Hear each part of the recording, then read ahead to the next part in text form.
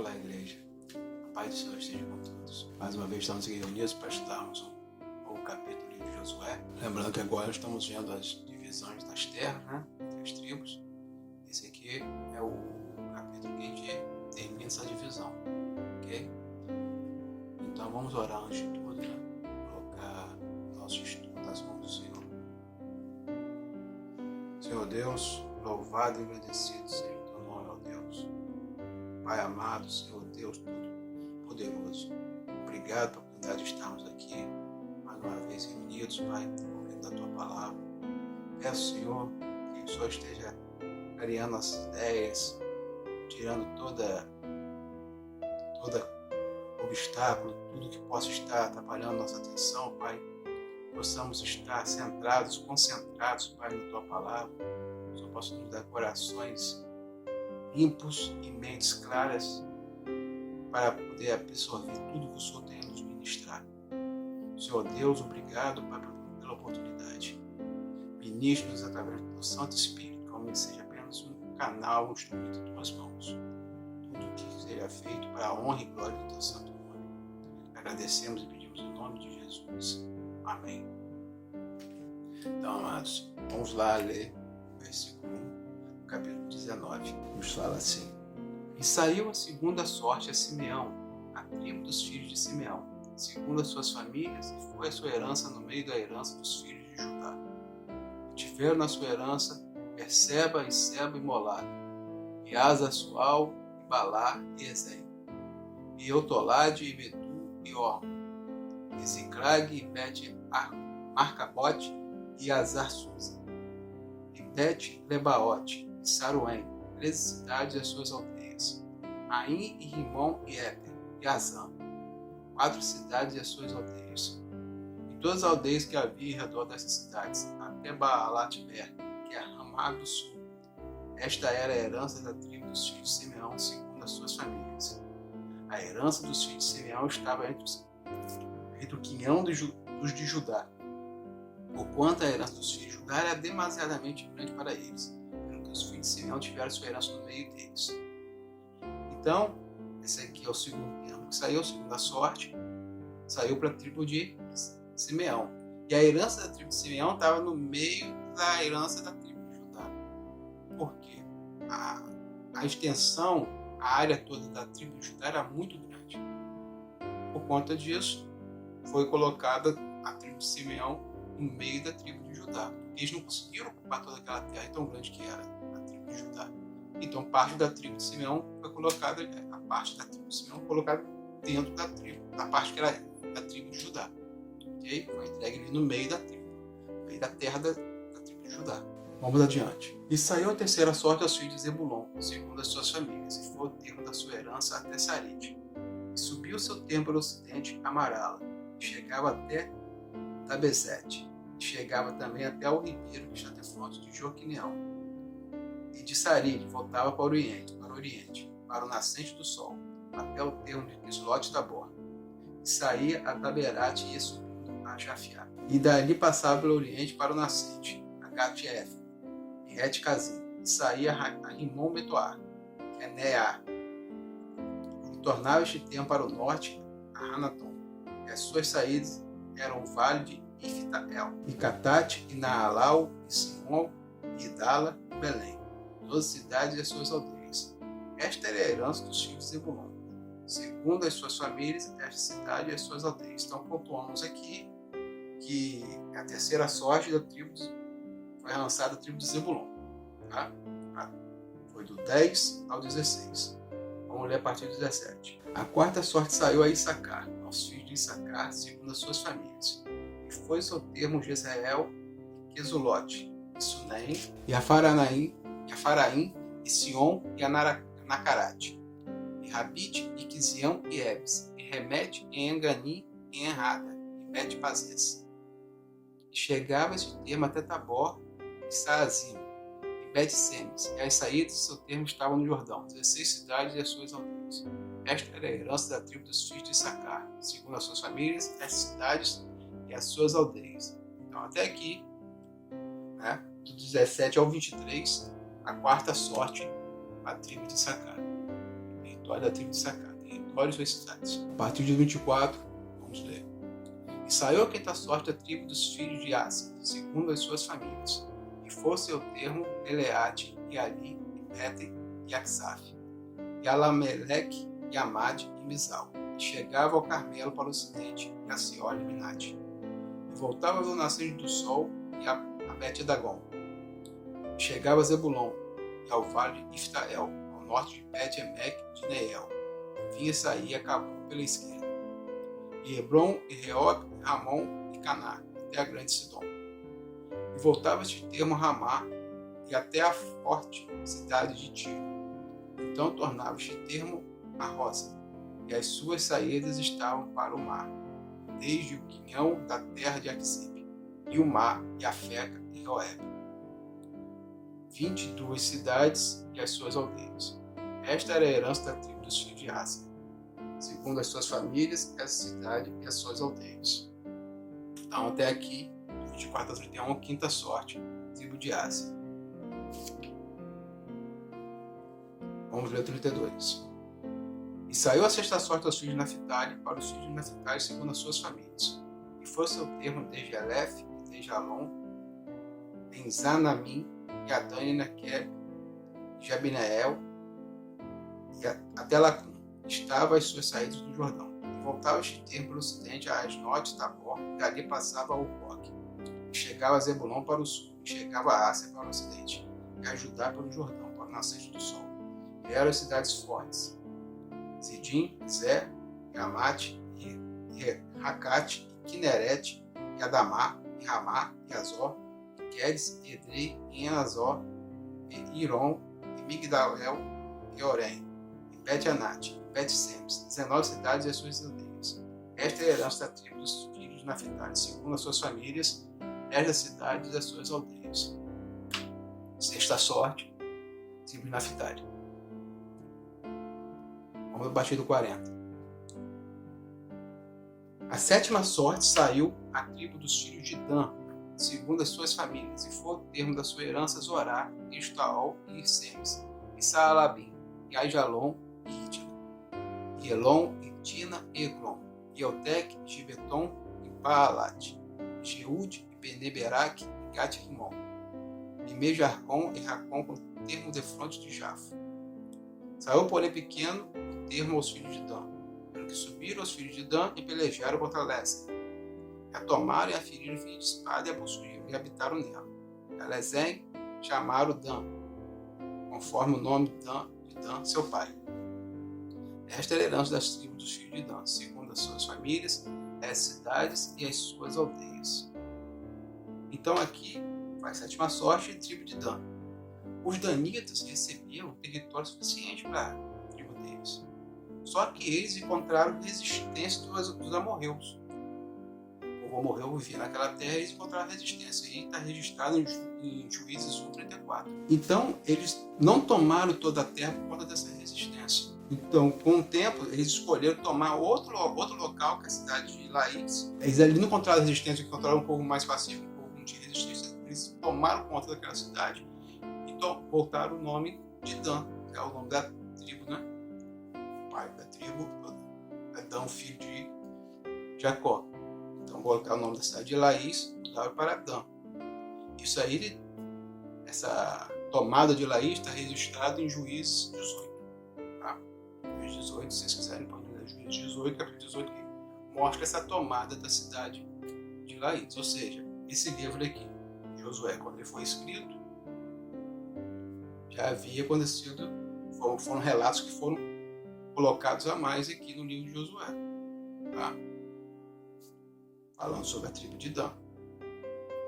Na época que isso aqui foi compilado todinho, foi acrescentado isso aqui, tá? Então vamos ler agora a partir do 49. Acabando, pois, de repartir a terra em herança, segundo seus termos, deram os filhos de Israel a Josué, filho de Nun, herança no meio deles. Segundo o dito do Senhor, lhes deram a cidade que pediu, Timnat-Sera, a montanha de Efraim, e edificou aquela cidade e habitou nela.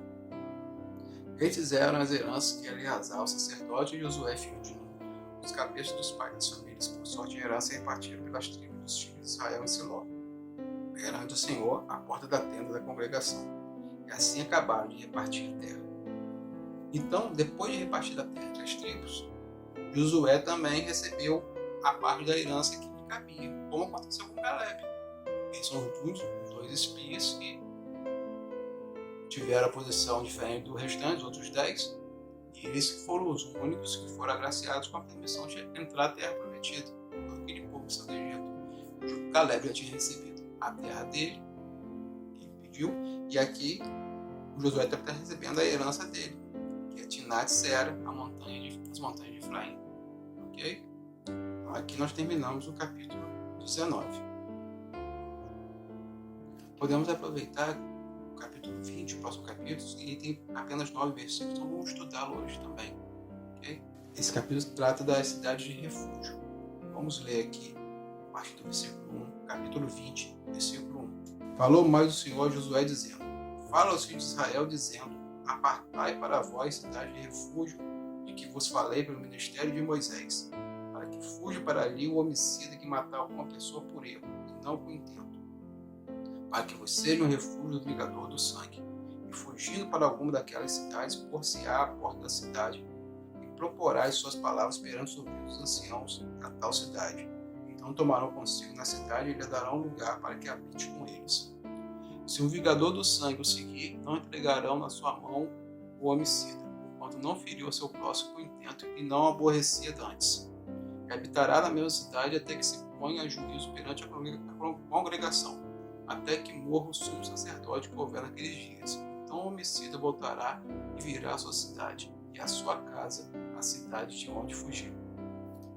Até aqui vamos pontuar o seguinte. Está lá registrado em Números 35, versículo 6, que é a ordem de Deus que 48 cidades fossem colocadas para o povo, para a tribo de Levi.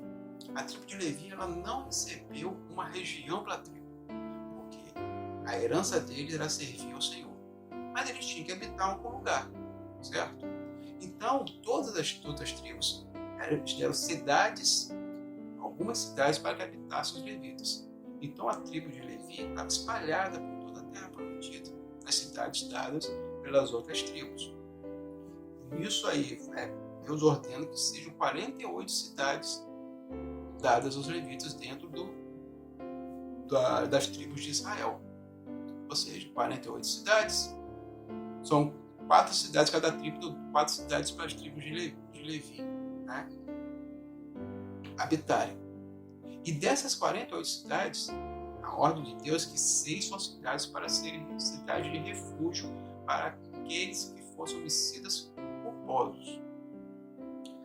Porque existia a lei era olho por olho e dente por dente. Se você matasse alguém com intuito, se quisesse matar alguém, você falar, vou matar essa pessoa, matei. Então eu era culpado daquela morte. Não era só culpado, eu tinha o dolo, tinha o intuito de matar aquela pessoa. Foi premeditado. Então esse caso era olho por olho e dente por dente. Mas se alguém matasse uma pessoa sem querer, um acidente, aí a gente conhece como homicídio culposo. Ele tem culpa, mas não teve o intuito. Não era a intenção dele. Essa pessoa, ela podia, para se livrar do vingador da morte, da pessoa que ele matou, ou seja, geralmente era um parente, né? Um parente que iria vingar a morte do tio, do sobrinho, aquela pessoa da família que morreu, se fosse nada, ele ia se vingar da pessoa que o matou, certo? Mas se essa pessoa não tinha intuito, ela podia correr para uma cidade de refúgio. Aí na cidade de refúgio ele ia ser colocado a situação dele. Se ele fosse encontrado como um homicida culposo, ele ficaria morando naquela cidade até a morte do sumo sacerdote. Quando o sumo sacerdote morresse, ele poderia levar anos. Se o sumo sacerdote morresse, ele estava livre. Ele podia voltar para a casa dele sem se preocupar com nada, sem se preocupar com a pessoa que ninguém ia querer mais vingar o sangue. Essa era a lei. A lei era essa. Então, a cidade de refúgio foi ser feita para quê? Para proteger e resguardar aqueles que não tiveram intuito, né, de matar alguém, não foram Não foram sanguinários mesmo, né? Ele não teve o intuito de matar, foi um acidente. Aquele que foi sanguinário, que quis a morte mesmo, esse não tinha escapatória na cidade de refúgio. Ele podia até querer dar um desperto e correr para a cidade de refúgio, mas ele ser colocado à frente da congregação daquela cidade, iam ver que ele tinha culpa, então ele seria entregue àquele que estava querendo vingar a morte. Agora, se ele não teve culpa, foi um acidente, ele continuaria ali, estaria se protegendo naquela cidade. Tá? Vamos ler adiante, a partir do versículo 7. Então apartaram Quedes na Galileia, na montanha de Naftali, e Siquém na montanha de Efraim, e Quiriate Arba, esta Hebron, na montanha de Judá. E da além do Jordão, de Jericó para o oriente, apartaram Bezer, no deserto, na campina da tribo de Ruben, e Ramote em Gileade, da tribo de Gade, e Golã em Bazã, da tribo de Manassés. Estas são as cidades que foram designadas para todos os filhos de Israel e para o estrangeiro que andasse entre eles, para que se acolhesse a elas todo aquele que ferisse alguma pessoa por erro, para que não morresse às mãos do vingador do sangue, até se pôr diante da congregação. Então, amados, essas cidades aqui foram colocadas para a cidade de refúgio, mas posteriormente passaram a ter características únicas que elas formam um conceito teológico interessante. Vamos ver essas características que elas foram tendo com o tempo. Quando foram entregues, não tinha ainda essas características. Com o tempo, o povo judeu foi colocando essas características para essas cidades de refúgio. Quais são as características? Primeiro, as estradas que conduziam para essas cidades, elas tinham de ser constantemente reparadas, tá? E elas tinham que ter uma largura de mais ou menos uns 32 côvados. O côvado é uma medida da época, ela equivale mais ou menos a uns 45 centímetros um côvado. Então, 32 côvados vai dar mais ou menos 14 metros, ou seja, a estrada que se levava para a cidade de refúgio tinha que ser uma estrada larga. Tinha que ser um caminho largo, não era um caminho estreito, era um caminho largo, bem amplo para a pessoa poder, a pessoa que estava em fuga, ter sua vida facilitada. Tá? O segundo, a característica é que todos os obstáculos eram retirados. Se procurava não ter nenhum obstáculo para proporcionar rapidez ao fugitivo. Para que ele estivesse fugindo, ele não podia ter nada que atrapalhasse o caminho dele para chegar à cidade de refúgio.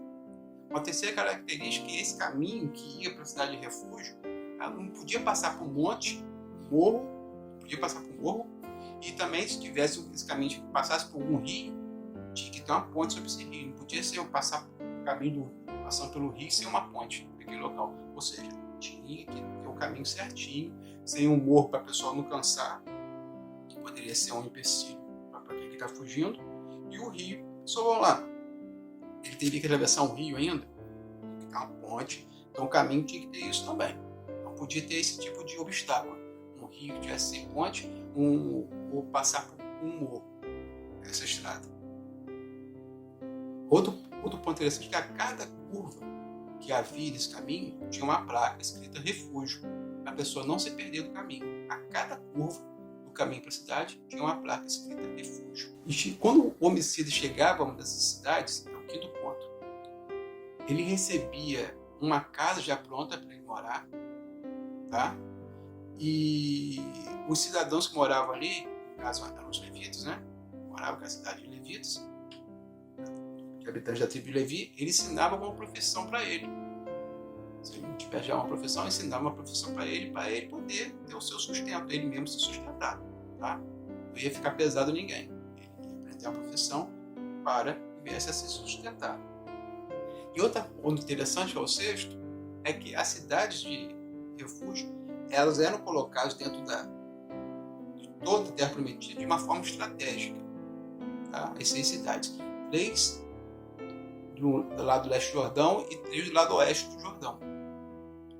Elas colocadas de maneira estratégica que não ficasse mais ou menos 50 km de distância para cada uma, ou seja, era espalhada que ficasse mais ou menos a mesma distância para qualquer um dentro da tribo de Judá. Nunca fica mais de 50 km a pessoa percorrer para chegar à cidade de refúgio. em qualquer ponto que ela estivesse. Ela ia ter uma cidade de refúgio, mais ou menos a uns 50 quilômetros dela, no máximo. Tá? Então essa é uma distância padrão para proporcionar a qualquer um que precisasse a oportunidade de fugir para a cidade de refúgio. Não ficar tão distante. Ou quem estivesse na tribo do norte ia ter mais dificuldade. Quem estivesse lá no sul teria mais dificuldade. Quem estaria na tribo de Judá teria mais dificuldade. Ou quem estivesse do outro lado do Jordão teria mais dificuldade. A dificuldade é a mesma para todo mundo. A distância é a mesma para todo mundo. Isso é uma coisa que foi já feita de maneira estratégica. Tá? Então a gente vê aqui uma analogia interessante entre a salvação daquele homicida, né? A salvação temporária do homicida na cidade de refúgio, e a nossa salvação eterna, dada através de Jesus. Existe uma analogia aqui, uma ligação que a gente percebe direitinho. Preste atenção. Qual o primeiro ponto que a gente percebe? As estradas de acesso eram bem demarcadas, para que o fugitivo ele não se perdesse. Assim como o caminho da salvação é demarcado. É bem demarcado por Cristo. É demarcado através da palavra de Deus. É bem explícito o caminho da salvação. Qual é o caminho da salvação? Jesus Cristo. O caminho, a verdade e a vida. Então ninguém vai se perder. O caminho é bem demarcado, porque ninguém se engane e venha perder sua vida. O caminho era bem demarcado para aquele que estava em fuga, na cidade de refúgio, para que ele não se enganasse e não perdesse a sua vida. O caminho para nós é bem demarcado. É Cristo, para que ninguém se engane e perca a sua vida. Segundo ponto, essas cidades estavam espalhadas, como eu falei, de maneira estratégica para elas estarem acessíveis a todos. Da mesma forma que Jesus Cristo está acessível a todos. Mesma coisa. Tá? Aí uma analogia. Interessante também que as pessoas, como que as pessoas buscavam cidade de refúgio? Em um momento de crise. Um momento de desespero, um momento de um problema muito grave. O que ocorre hoje em dia também. Que muitas vezes, no momento de crise, no momento de problema grave, é que a pessoa vai procurar o refúgio em Jesus Cristo, né? Que é aquele ditado que muitos falam, que não é bíblico, mas quando vem pelo amor, vem pela dor. Quando não procura Jesus Cristo pelo amor, procura pela dor. Isso aí não é bíblico, mas é um ditado popular, né? E vem de encontro a essa situação que a gente está falando aqui. E é também interessante que não havia outro território neutro para o ocupado. Ou ele ia para a cidade de refúgio e se salvava, ou não iria e ia morrer. Certo? Estava condenado, iria morrer. Mesma forma, cada ser humano tem duas opções. Ou você busca Cristo para conseguir a salvação está em Cristo. Se você não busca Cristo para a sua salvação, variavelmente já está condenado. Tá? Você já está julgado e, consequentemente, condenado para sempre. Né? Condenação eterna, final. Então, também, nós vemos essa analogia. A salvação só existia na cidade de refúgio para aquele que for homicida culposo. Fora dali, ele ia morrer. Não tinha outro caminho. A salvação para todos nós, pecadores, está em Cristo Jesus. Fora de Cristo, não tem salvação. É só condenação. Vou marcar com as consequências. Porque Deus não deu o seu Filho para quem tem salvação em cima de Cristo e para quem tem a condenação a quem não está em Cristo. A verdade, todos nós sabemos, todos nós estamos condenados. O homem está condenado. Deus, por seu grande amor, nos dá Jesus Cristo para que tenhamos salvação. A salvação está no Filho dele, está no Senhor Jesus Cristo. Jesus foi dado um presente para nós possamos ter salvação, porque já estávamos condenados. Todos nós estamos salvos em Cristo. Somos justificados em Cristo. Amém? Então, espero que aqui tenha ficado bem detalhado o capítulo 20. Vamos encerrar por aqui. Hoje nós estudamos 2 capítulos, 19 e o 20. Ok? Amém? Então vamos orar, agradecendo ao Senhor. Senhor Deus, muito obrigado por tudo aqui que foi feito, Pai. Louvado e engrandecido seja o nome do Senhor. Agradecemos por esse momento que passamos juntos. Pedimos que continue nos abençoando, nos protegendo, ministrando os nossos corações. Nos dê uma semana de paz, uma semana tranquila. Que a mão do Senhor esteja sobre nossas vidas, nos guiando, protegendo e orientando. Nos ajude a sermos pessoas melhores, servos retos, um coração que agrada ao Senhor. Possamos receber o dom do amor em nossas vidas, possamos ter um amor cada vez maior por aqueles que estão ao nosso redor, possamos exalar amor, que é o maior dom que o Senhor tem para todos os seus servos. Muito obrigado, Senhor, pela semana de paz. Agradecemos e pedimos em nome de Jesus. Amém. Amém. Até semana que vem, amados, que Deus abençoe a todos. Semana de paz. Tchau, tchau.